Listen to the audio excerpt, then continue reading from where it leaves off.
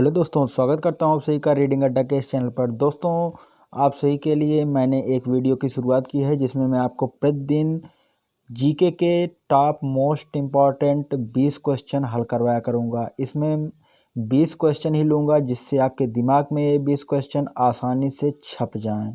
तो आइए आज के 20 महत्वपूर्ण क्वेश्चन शुरू करते हैं। देखिए दोस्तों, पहला क्वेश्चन है वेग कैसी राशि है। तो वेग आप जान लीजिए कि वेग एक सदिश राशि होती है। जैसा कि देख रहे होंगे आप पहला क्वेश्चन कि पूछा गया है, ये वाला पहला क्वेश्चन, वेग कैसी राशि है। तो वेग सदिश राशि होती है क्योंकि वेग में एक दिशा होती है।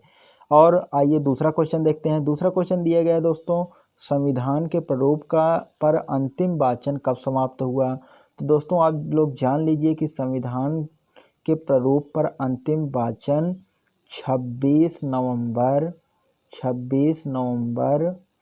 1949 को हुआ था। 26 नवंबर 1949 को हुआ था दोस्तों। और अगला क्वेश्चन 3 नंबर में दिया गया है कि कौन सा तत्व सबसे अधिक सक्रिय होता है। तो आप जान लीजिए कि पोटेशियम एक ऐसा तत्व है जो सबसे अधिक सक्रिय होता है।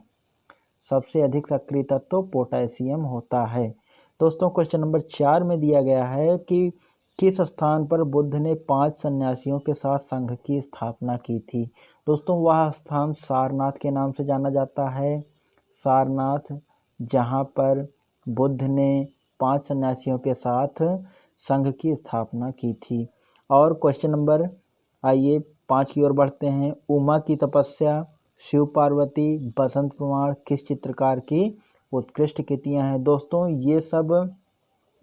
ये सारी कृतियां जितनी भी आप देख रहे हैं, उमा की तपस्या, शिव पार्वती, बसंत प्रमाण, ये नंदलाल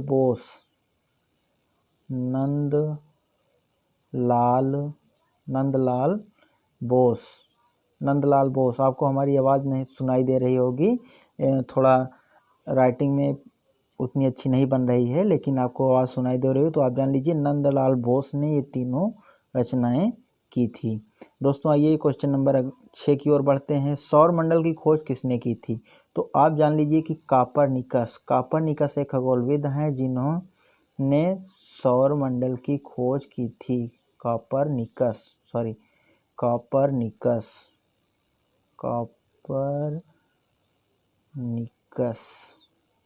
कापरनिकस एक खगोलविद थे जिन्होंने सौरमंडल की खोज की थी। उसके बाद दोस्तों क्वेश्चन नंबर 7 में कहा गया है कि भारत में निर्मित पहला उपग्रह प्रक्षेपण वाहन कौन था। दोस्तों आपको बता दें कि एसएलवी ये पहला उपग्रह प्रक्षेपण यान था। आगे इसी की सीरीज बढ़ाकर आज पीएसएलवी हो गया है, पीएसएलवी, लेकिन पहले एसएलवी था। आप इसमें तनिक भी गलती मत करिएगा। अगला क्वेश्चन नंबर 8, भारतीय जनसंख्या आयोग किस मंत्रालय के अधीन आता है। दोस्तों आप लोग जान लीजिए कि भारतीय जनसंख्या आयोग यानी जनसंख्या के बारे में जितनी भी क्रियाएं होती हैं उनका मतलब एक रिकॉर्ड रखना, उनके हर बार जनसंख्या की दर को मापना, ये सारे कार्य जनसंख्या आयोग के द्वारा ही किए जाते हैं। और यह स्वास्थ्य मंत्रालय के तहत आता है। कौन से मंत्रालय? स्वास्थ्य मंत्रालय के तहत आता है। तो दोस्तों अगला क्वेश्चन की ओर बढ़ते हैं। अगला क्वेश्चन कहा गया है कि ब्रजयान बौद्ध धर्म में बुद्ध बोधिसत्व की संगनी को क्या कहा जाता था। ये क्वेश्चन नंबर 9 आप लोग देख रहे होंगे। इसमें कहा गया कि ब्रजयान बौद्ध धर्म में बुद्ध यानी बोधिसत्व की जो संगनी थी उन्हें क्या कहा जाता था। दोस्तों उनको तारा कहा जाता था।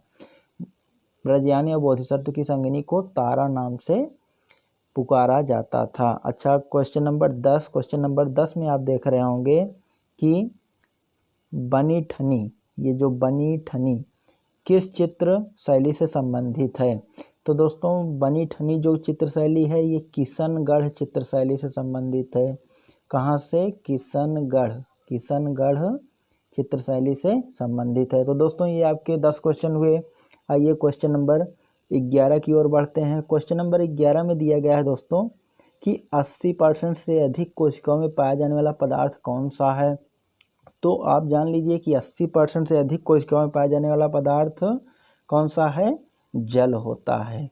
और क्वेश्चन नंबर 12 में आइए देखिए, 12 में क्वेश्चन नंबर में कहा गया है कि संविधान सभा द्वारा कब संविधान को पारित कर दिया गया? तो दोस्तों जान लीजिए कि जब संविधान सभा पर प्रारूप पर अंतिम वाचन हुआ उसी समय संविधान सभा द्वारा संविधान को पारित कर दिया गया। यानी कब? अभी मैं आपको पीछे क्वेश्चन बता चुका हूँ, 26 नवंबर 26 नवंबर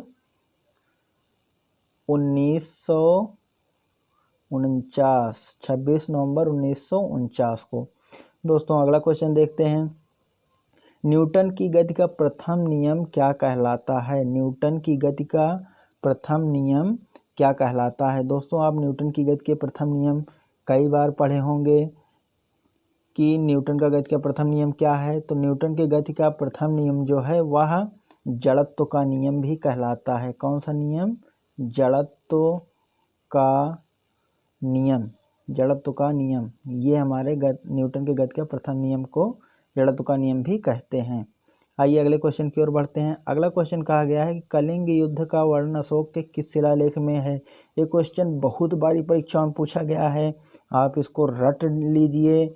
ये 13वें शिलालेख में है। किस शिलालेख में? 13वें शिलालेख में है कलिंग के युद्ध का वर्णन। और यहाँ पे आपको एक चीज़ और बता देते हैं कि अशोक के शिलालेखों को पढ़ने वाला प्रथम व्यक्ति कौन था? James Prinsep. जेम्स प्रिंसेप नामक व्यक्ति ने अशोक के शिलालेखों को प्रथम बार पढ़ा था। आइए अगले क्वेश्चन की ओर बढ़ते हैं। क्वेश्चन नंबर 15 देखिए, विश्व की प्रसिद्ध पेंटिंग मोनालिसा किसकी कृति है? दोस्तों ये बहुत ही अजीब, मतलब कि एक आश्चर्यचकित कर देने वाली पेंटिंग है। और यह मोनालिसा की कृति जो पेंटिंग है मोनालिसा की, यह पेंटिंग लियोनार्डो दा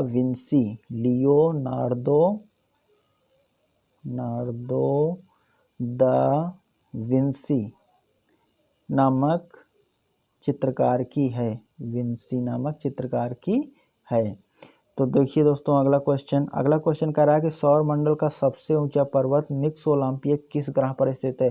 बहुत ही महत्वपूर्ण क्वेश्चन है दोस्तों, कई बार परीक्षा में पूछा जा चुका है कि निक्स ओलंपिया किस ग्रह पर स्थित है। दोस्तों इसका उत्तर है निक्स ओलंपिया मंगल ग्रह पर स्थित है। किस पर? मंगल ग्रह पर।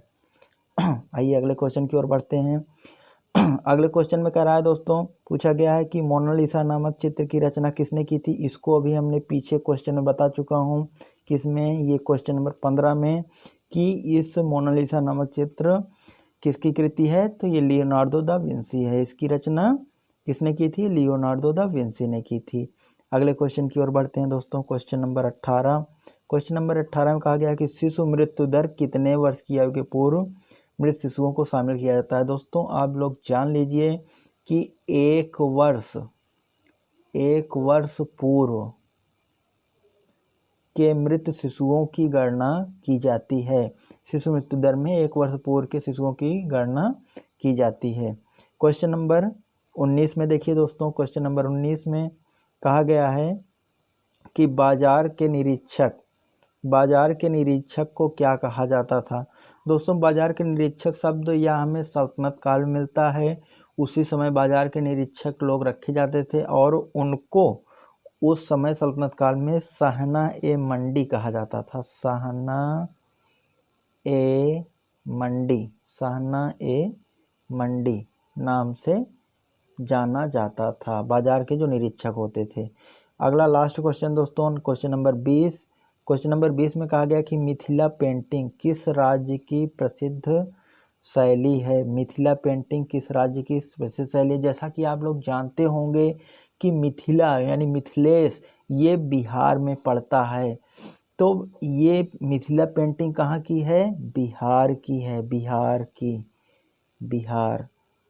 आशा करता हूँ दोस्तों आपको ये 20 क्वेश्चन बहुत ही अच्छे से समझ में आए होंगे और ये बहुत ही महत्वपूर्ण क्वेश्चन है, आप इन्हें तैयार कर लीजिए। मैं सिर्फ 20 क्वेश्चन इसलिए टारगेट लेकर चल रहा हूँ दोस्तों ताकि अच्छे से आपके दिमाग में ये क्वेश्चन छप सकें। दोस्तों 20 क्वेश्चन है, बहुत ही कम है। अगर आप प्रतिदिन देखते रहिएगा तो मैं प्रतिदिन ऐसे 20-20 क्वेश्चन लेके आऊँगा और बहुत ही महत्वपूर्ण क्वेश्चन रहेंगे जिससे आपको आसानी से तैयार हो सकेंगे। तो आप हमारे चैनल को लाइक और सब्सक्राइब कर दीजिए जिससे आपको सारी वीडियो मिलती रहे, और अपने दोस्तों के पास शेयर भी करिए ताकि उनके पास भी ये लाभ पहुंच सके। तो धन्यवाद।